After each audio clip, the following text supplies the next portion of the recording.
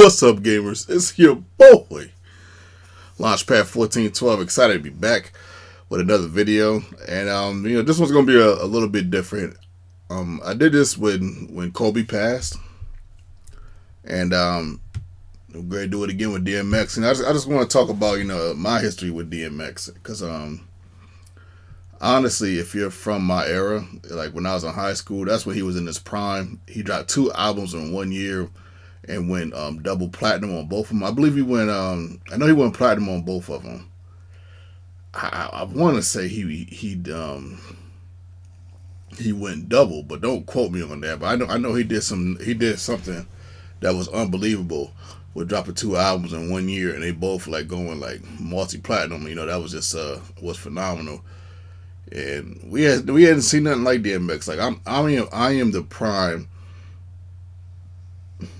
I'm the prime DMX fan. Like I'm the fan that when people want to talk about DMX from a fan perspective, like you guys got the perfect guy in me to talk about DMX, because I remember everything as far as his popularity, how it went down, how he kind of came out of nowhere, and how people were responding to him in his prime. Like I remember all of that. You know what I mean? Like, and I was there for it. I was 15, 16 years old, man. Like at that prime time when you buy albums and music is like a huge part of your world. For some people, 80, maybe 70 to 80% of their world. Like I lived it. Like if you're around my age, I'm 37 now. If you're around my age, you feel the same way. Because we loved DMX, man. We genuinely did. My whole generation loved it. At the time when he was on top, it was Jay-Z, him, and it was Jadakiss doing their thing as far as rap. And then you had the Locks, But Jadakiss, he was starting to stand out. But DMX, he was unreal, man. He came through like a hurricane that you wanted to stand in front of and just take all of it in.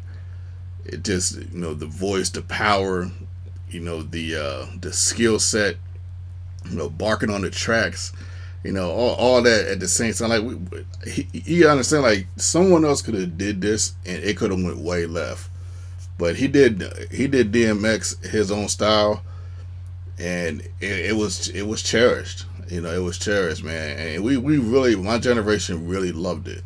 You got some people that celebrate him that was probably like 10 years older than me and probably 10 years younger, but they don't necessarily, the feels is different, because my generation, this is when he was in his prime. I can't stress this enough to you guys over this mic. But yeah, man, he was a legend, man. In my top 10 favorite of all time, I think I got him at number 7 in my top 10 of all time favorite rappers. I had both of the albums. My favorite songs, of course, is Get At Me Dog. One of my favorites. But my favorite song by him is Slippin'.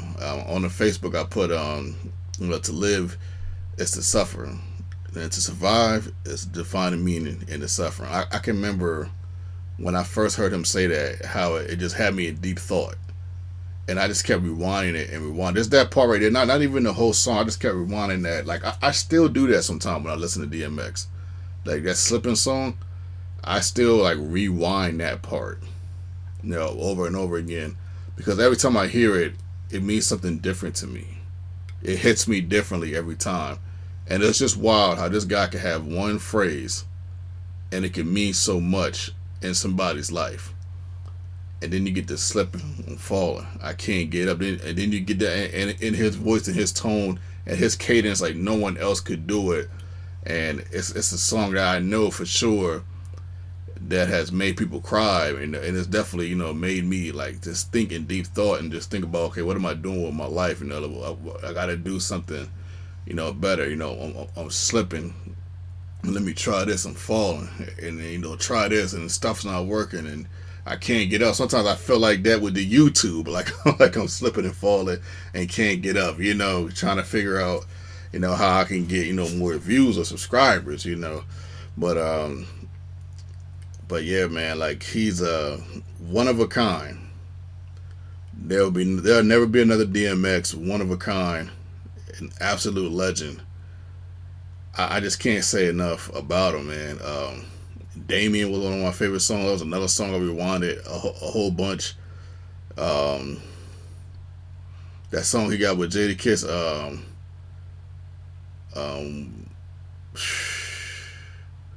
something like it was in my. I can't remember. It was on Flesh My Flesh and Blood on My Blood. I can't remember the name of the song, but him and Kiss had a really a nice banger, man. That was one of my favorites. He like on that Slip and Fall, like I mean not Slip and Fall, but that Flesh My Flesh, Blood of My Blood, man. I think I pretty much like every track on that album, to be honest with you, man. And just the song, like when he's naming like it's Brenda Leticia, they showing Inez and Alicia. Like I remember knowing that whole verse. I probably could rap that whole verse right now.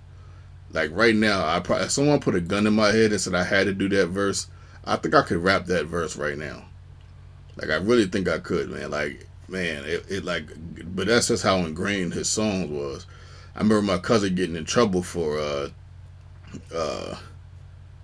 the one song, you know, where that y'all gonna make me lose my mind. I remember my cousin getting in trouble for singing that.